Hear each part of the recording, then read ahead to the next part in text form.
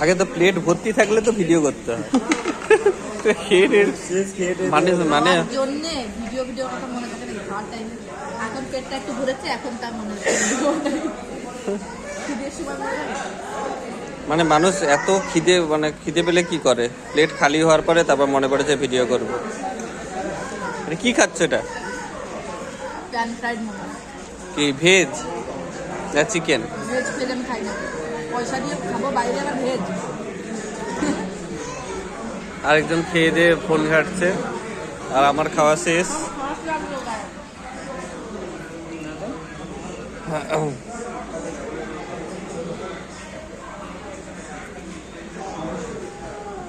কিরকম রিভিউটা দাও, কেমন হয়েছে?